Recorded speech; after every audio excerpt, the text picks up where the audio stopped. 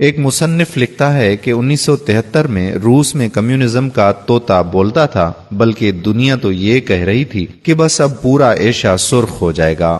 ان دنوں میں ہمارے ایک دوست ماسکو ٹریننگ کے لیے چلے گئے۔ وہ کہتے ہیں کہ جمعے کے دن میں نے دوستوں سے کہا کہ چلو جمعہ ادا کرنے کی تیاری کرتے ہیں، تو انہوں نے کہا کہ یہاں مسجدوں کو گودام بنا دیا گیا ہے، ایک دو مساجد سیاحوں کا قیام گاہ بنا دیا گیا ہے، صرف 2 ہی مسجد اس شہر میں بچے ہیں جو کبھی بند اور کبھی کھلے ہوتے ہیں۔ میں نے کہا کہ آپ مجھے مساجد کا پتہ بتا دیجئے، میں وہیں چلا جاتا ہوں اور جمعہ ادا کر لیتا ہوں۔ پتہ لے کر میں مسجد تک پہنچا تو مسجد بند تھی۔ مسجد کے پڑوس میں ہی ایک بندے کے ساتھ مسجد کی چابی تھی۔ میں نے اس آدمی سے کہا کہ مسجد کا دروازہ کھول دو، مجھے نماز پڑھنی ہے۔ اس نے کہا کہ دروازہ تو میں کھول دوں گا، لیکن اگر آپ کو کوئی نقصان پہنچا تو میں ذمہ دار نہیں ہوں گا۔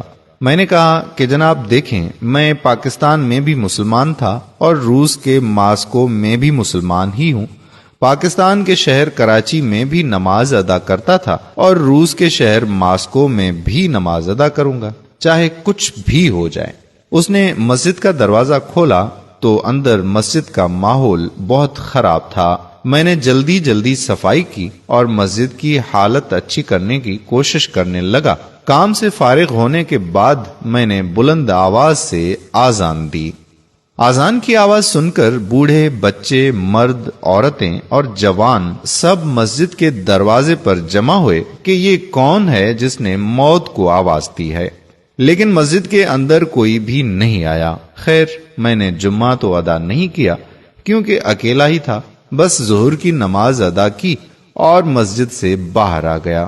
جب میں جانے لگا تو لوگ مجھے ایسے دیکھ رہے تھے کہ جیسے میں نماز ادا کر کے باہر نہیں نکلا بلکہ دنیا کا کوئی نیا کام متعارف کروا کر مسجد سے نکلا ہوں۔ ایک بچہ میرے پاس آیا اور کہا کہ آپ ہمارے گھر چائے پینے آئیں۔ اس کے لہجے میں خلوص ایسا تھا کہ میں انکار نہ کر سکا۔ میں ان کے ساتھ گیا تو گھر میں طرح طرح کے پکوان بن چکے اور میرے آنے پہ سب بہت خوش دکھائی دے رہے تھے۔ میں نے کھانا کھایا، چائے پی تو ایک بچہ ساتھ بیٹھا ہوا تھا۔ میں نے اس سے پوچھا کہ آپ کو قرآن پاک پڑھنا آتا ہے؟ بچے نے کہا کہ جی بالکل، قرآن پاک تو ہم سب کو آتا ہے۔ میں نے جیب سے قرآن کا چھوٹا نسخہ نکالا اور کہا کہ یہ پڑھ کر سناؤ مجھے۔ بچے نے قرآن کو دیکھا اور مجھے دیکھا، پھر قرآن کو دیکھا اور ماں باپ کو دیکھا، پھر قرآن کو دیکھا اور دروازے کو دیکھا، پھر مجھے دیکھا۔ میں نے سوچا کہ اس کو قرآن پڑھنا نہیں آتا، لیکن اس نے کہا کیوں کہ اس کو قرآن پڑھنا آتا ہے۔ میں نے قرآن پاک کی ایک آیت پر انگلی رکھی اور میں نے کہا بیٹا یہ دیکھو، اور میں نے قرآن پاک کی ایک آیت پر انگلی رکھی تو وہ فر بولنے لگا، بنا قرآن پاک کو دیکھے ہی پڑھنے لگا۔ مجھے حیرت کا ایک شدید جھٹکا لگا کہ یہ تو قرآن کو دیکھے بنا ہی پڑھنے لگا۔ میں نے اس کے والدین سے کہا کہ حضرات یہ کیا معاملہ ہے؟ انہوں نے مسکرا کر کہا کہ دراصل ہمارے پاس قرآن پاک موجود نہیں ہے۔ کسی کے گھر سے قرآن پاک کی آیت کا ایک ٹکڑا بھی مل جائے تو اس تمام خاندان کو پھانسی کی سزا دی جاتی ہے، اور اس وجہ سے ہم گھروں میں قرآن پاک نہیں رکھتے۔ میں نے پوچھا تو پھر اس بچے کو قرآن کس نے سکھایا، کیونکہ قرآن پاک تو کسی کے پاس ہے نہیں۔ میں نے مزید حیران ہو کر کہا، کہنے لگے کہ ہمارے پاس قرآن کے کئی حافظ ہیں، کوئی درزی ہے، کوئی دکاندار ہے، کوئی سبزی فروش ہے، کوئی کسان ہے۔ ہم ان کے پاس اپنے بچے بھیج دیتے ہیں محنت مزدوری کے بہانے۔ وہ ان کو الحمدللہ سے لے کر والناس تک زبانی قرآن پڑھاتے ہیں، اور ایک وقت ایسا آ جاتا ہے کہ وہ حافظ قرآن بن جاتے ہیں۔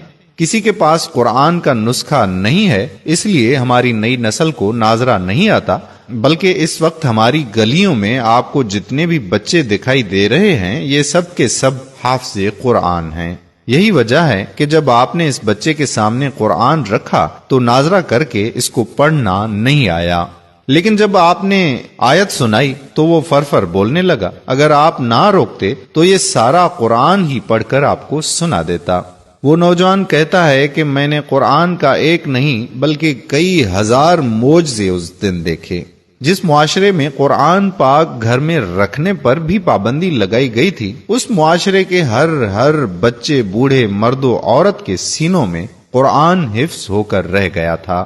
میں جب باہر نکلا تو کئی 100 بچے دیکھے اور ان سے قرآن سننے کی فرمائش کی تو سب نے قرآن سنا دی۔ میں نے کہا، لوگو، تم نے قرآن رکھنے پر تو پابندی لگا دی، لیکن جو سینے میں قرآن مجید محفوظ ہے اس پر پابندی نہ لگا سکے۔